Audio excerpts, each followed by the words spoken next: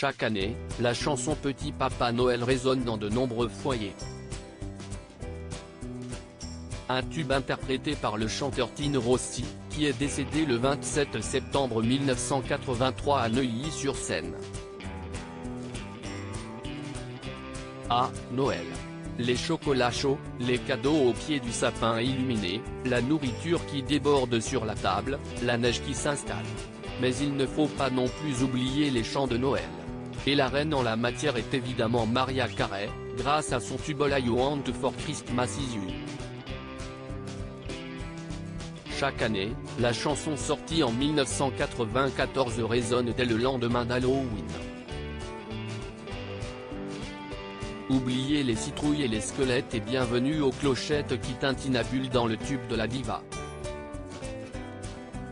Une chanson qui reste très lucrative pour l'ex de Nick Cannon, qui a dépassé le milliard d'écoutes en 2021.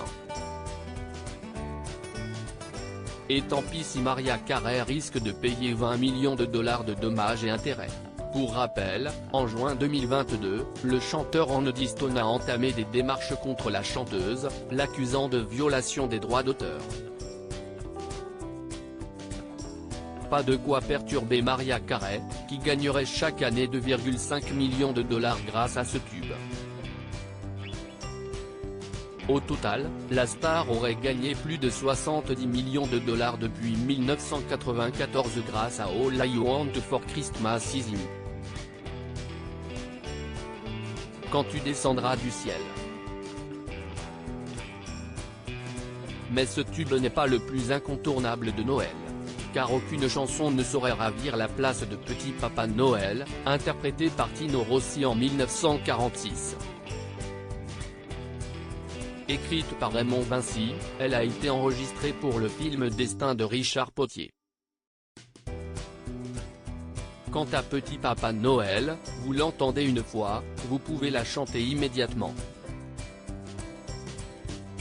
La voix de Tino colle parfaitement à cette période de fête, racontait André Flédéric, le réalisateur de l'émission ABC, en 1981. Une chanson qui a permis à Tino Rossi de devenir le premier chanteur français à obtenir un disque d'or en 1949. Le chanteur né en Corse est décédé le 27 septembre 1983 à son domicile de Neuilly-sur-Seine des suites d'un cancer du pancréas. Il avait 76 ans. Ses obsèques ont été célébrées le 29 septembre à l'église de la Madeleine à Paris, avant d'être inhumé à Ajaccio le 1er octobre au cimetière marin. Chaque année depuis, sa voix résonne dans des milliers de foyers.